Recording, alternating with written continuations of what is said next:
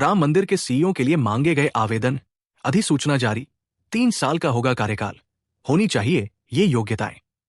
अयोध्या के राम मंदिर में मुख्य कार्यकारी अधिकारी सीईओ की नियुक्ति के लिए आवेदन मांगे गए हैं।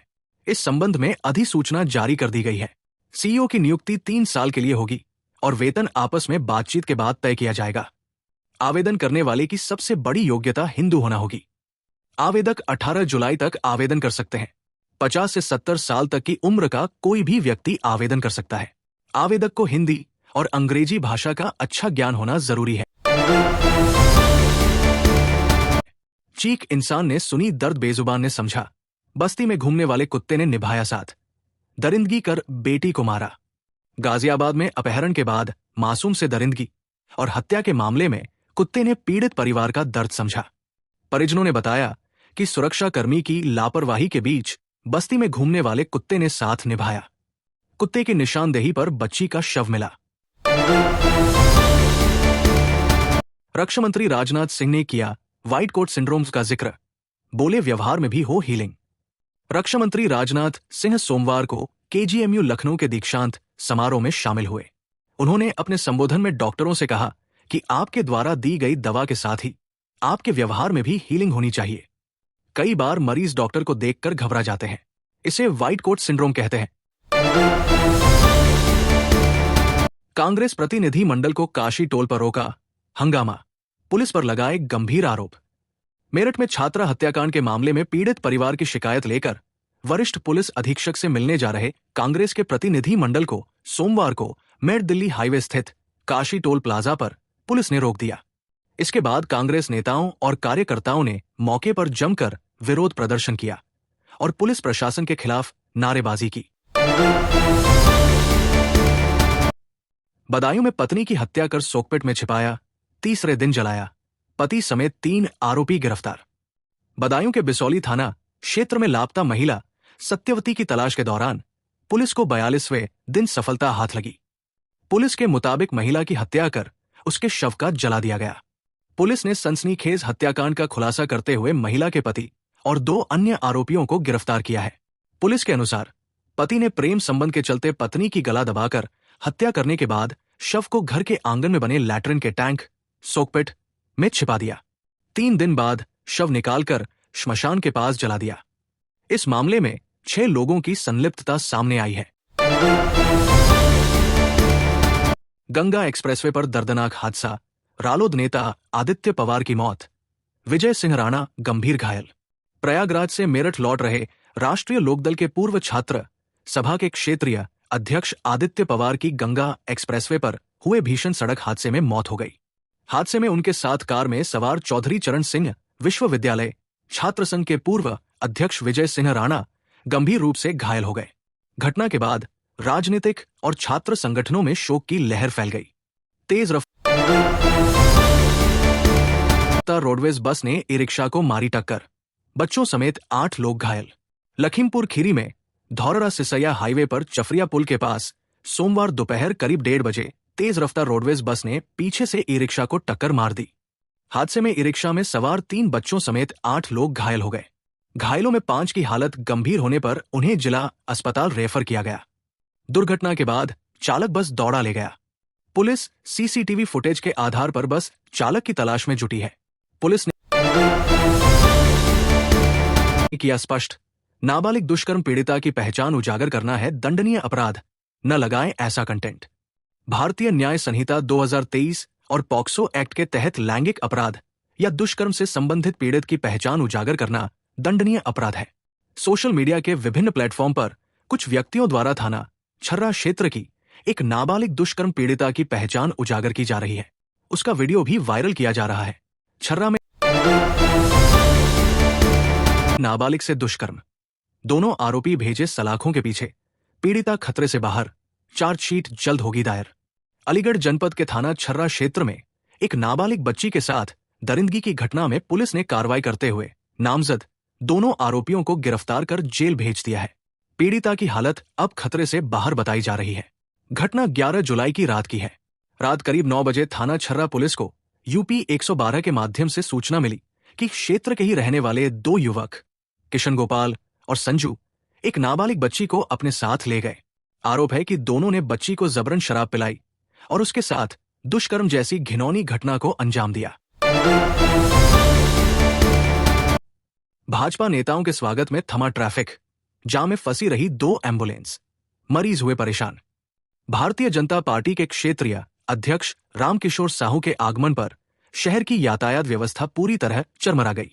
स्वागत कार्यक्रम के दौरान बड़ी संख्या में भाजपा पदाधिकारी और कार्यकर्ता सड़क पर उतर आए, जिससे मुख्य मार्ग पर लंबा जाम लग गया। स्थिति यह रही कि जाम में 2 एम्बुलेंस भी फंस गई और उनमें मौजूद मरीजों को काफी परेशानी का सामना करना पड़ा। वाहन चेकिंग के दौरान दारोगा की फिसली जुबान, अब भुगतना पड़ा अंजाम। एसएसपी ने किया लाइन हाजिर। पुलिस की टीम वाहन चेकिंग कर रही थी। इस दौरान 3 युवकों को एक बाइक पर सवार देखकर उन्हें रोका गया, लेकिन देखते ही देखते ये सामान्य चेकिंग एक तीखी नोकझोंक में बदल गई। रविवार की रात करीब 10 बजे पुलिस की टीम वाहन चेकिंग कर रही थी।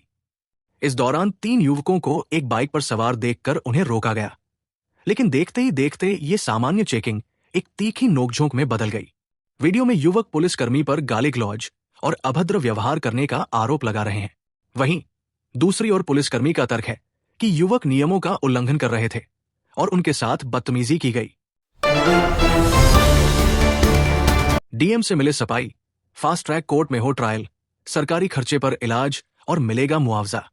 अलीगढ़ के छर्रा क्षेत्र में घटित दुष्कर्म की जघन्य वारदात को लेकर आक्रोशित समाजवादी पार्टी के एक प्रतिनिधि मंडल ने 13 जुलाई को जिलाध्यक्ष लक्ष्मी धनगर के नेतृत्व में डीएम से मुलाकात की।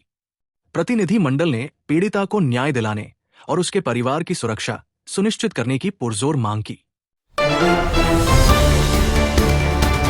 बारातियों के लिए बनाई जा रही थी सब्जी, खौलती कड़ाई में जा गिरी मासूम, हालत देख कांप गए लोग। एटा के अलीगंज क्षेत्र के गांव नगला उम्मेद में शादी की खुशियां उस समय चीख पुकार में बदल गई, जब खेलते खेलते 3 वर्षीय मासूम बच्ची खौलती सब्जी की कड़ाही में गिर गई। हादसे में बच्ची गंभीर रूप से झुलस गई।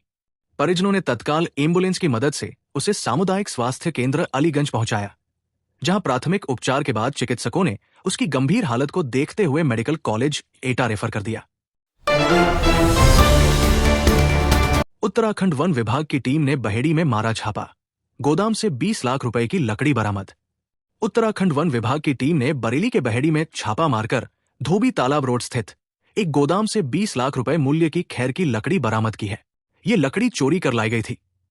टीम बरामद लकड़ी लेकर उत्तराखंड चली गई।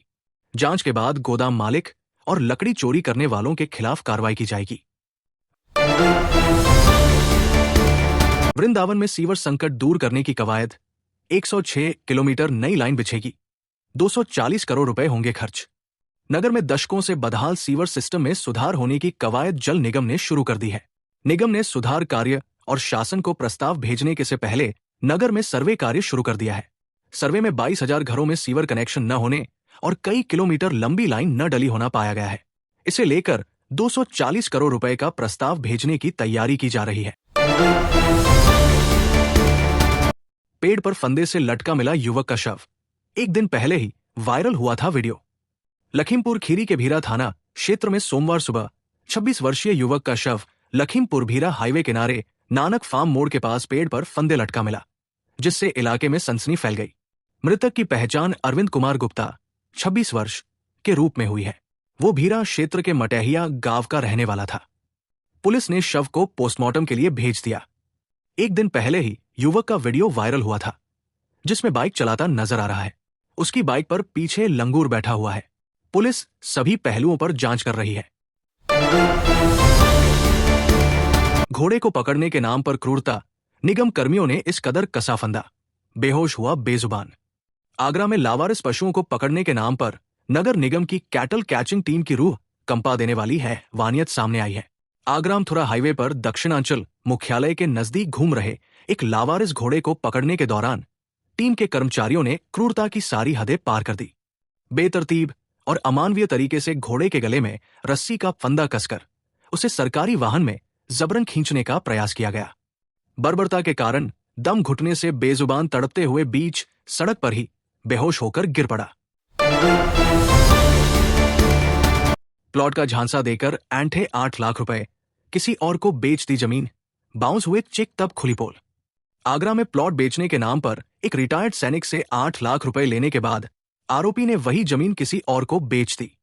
रकम लौटाने के लिए दिए गए दोनों चेक बाउंस होने पर न्यायालय के आदेश पर सदर थाने में आरोपी के खिलाफ एफआईआर दर्ज की गई है। फर्जी शिक्षकों की मौज, नियुक्तियां रद्द, फिर भी मिल रही तनख्वाह। शिक्षा विभाग की जांच 5 महीने से ठप। आगरा के धोलीखार स्थित अहमदिया हनीफिया इंटर कॉलेज में 8 शिक्षकों की नियम विरुद्ध नियुक्ति और अवैध रूप से वेतन निकालने के मामले में जांच पूरी नहीं हो पा रही है। संयुक्त शिक्षा निदेशक जेडी आगरा मंडल ने विद्यालय के प्रबंधक और प्रधानाचार्य के खिलाफ कार्रवाई के निर्देश दिए थे, लेकिन 154 दिन बीतने के बाद भी जिला विद्यालय निरीक्षक की हिलाहवाली के कारण जांच पूरी नहीं हो पा रही है। जांच को भटकाने के लिए प्रबंधन फाइलें दबाए बैठा है। जांच समिति को मूल पत्रावलियां तक उपलब्ध नहीं कराई जा रही है। कागजों में खरीदी दवाइयां, 25 लाख का भुगतान। जांच में खुला बड़ा खेल, फिर भी जिम्मेदारों पर कार्रवाई नहीं। आगरा के मुख्य पशु चिकित्सा अधिकारी कार्यालय में कागजों पर दवाइयों और उपकरणों की फर्जी खरीद दिखाकर करीब 25 लाख रुपए का भुगतान कर दिया गया। जांच में पूर्व अधिकारियों की भूमिका सामने आने के बावजूद अब तक किसी पर कार्रवाई नहीं हुई है। कोलकाता में की डकैती, 14 साल तक पुलिस को देता रहा चकमा। इस तरह पकड़ा गया 50,000 का इनामी। कोलकाता में 14 वर्ष पहले कोलकाता में हुई डकैती के मामले में गिरफ्तारी के बाद पुलिस टीम को गच्चा देकर एतमादपुर क्षेत्र से भागे 50,000 के इनामी को मंगलवार को एतमादपुर पुलिस ने दिल्ली से गिरफ्तार कर लिया। वो कैब चला रहा था। पुलिस को गोपनीय सूचना मिली थी। इस पर टीम ने छापा मारा। उसे कोर्ट में पेश करने के बाद जेल भेज दिया गया।